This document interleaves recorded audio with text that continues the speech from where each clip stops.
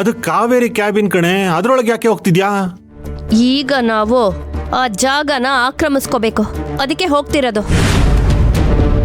ನೋಡಿ, ಪಟ್ಟ ಸಿಕ್ಕದೆ ಹೋದ್ರೆ ಏನಂತೆ, ಪೇಟ ಸಿಕ್ಕಿದ್ರು ನಾವು ಕಿಂಗ್ ತರಾನೆ.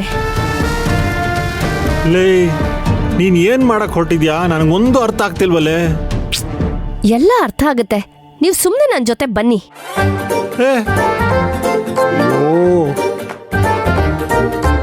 ಬನ್ರಿ ತೇಜು. ಬರ್ತಾ ಇದ್ದೀನಿ. ನೋಡ್ರಿ ಈ ಚೇರು, ಹ, ನಮ್ಮ ವಿಶ್ವಾಂಬರ ಗ್ರೂಪ್ಸ್ ಆಫ್ ಇಂಡಸ್ಟ್ರಿನ ಆಳೋ ಮಹಾರಾಣಿಯ ಸಿಂಹಾಸನ. ಅದಕ್ಕೇನೀಗ ಪೂಜೆ ಮಾಡ್ಬೇಕಾ? ಆಹಾ, ಏನ್ ಕಂಫರ್ಟ್ ಆಗಿದೆ ಅಲ್ವಾ ತೇಜು. ಇನ್ ಮುಂದೆ ಇದೇ ನನ್ನ ಕ್ಯಾಬಿನ್ನು, ಇದೇ ನಾನು ಕೂರೋ ಜಾಗ.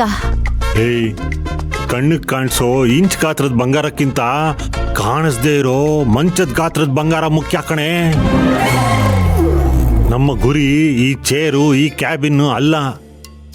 ಇದೆಲ್ಲ ಮೀರಿ ವಿಶ್ವಾಂಬರ ಗ್ರೂಪ್ ಆಫ್ ಕಂಪನೀಸ್ನ ಕಂಟ್ರೋಲ್ ಮಾಡೋ CEO ಪವರು. ಅದಕ್ಕೆ ದಾರಿ ಹುಡ್ಕೋ ಬದಲು ಇಲ್ಲಿಗೆ ಬಂದು ಕ್ಯಾಬಿನ್ನು ಚೇರು ಅಂತೆಲ್ಲ ಆಸೆ ಪಡ್ತೀಯಲ್ಲ, ಛೇ, ಹೇಳ ಮೇಲೆ.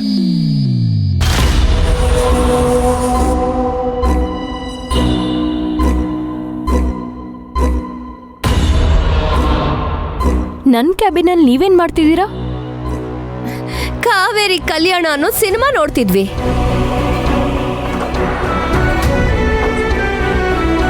ಈ ಸಿನಿಮಾ ಕತೆ ಏನು ಗೊತ್ತಾ? ಭಿಕಾರಿಯೊಬ್ಳು ಕಳ್ಳತನದಿಂದ ಮದುವೆ ಆಗಿ ಮಹಾರಾಣಿ ಆದ ಕತೆ. ಈ ಸಿನಿಮಾ ನೋಡಿ ಕೆಲವ್ರಿಗೆ ಮುಳ್ಳಿಟ್ಟಂಗಾಗಿರುತ್ತೆ, ಇನ್ ಕೆಲವ್ರಿಗೆ ಹೂವಿಟ್ಟಂಗಾಗಿರುತ್ತೆ. ಕಾವೇರಿಗೆ ಏನಾಗಿರಬಹುದು ಅಂತ ನಿಮ್ಗೆ ಅನ್ನಿಸ್ತಾ ಇದೆ ತೇಜು?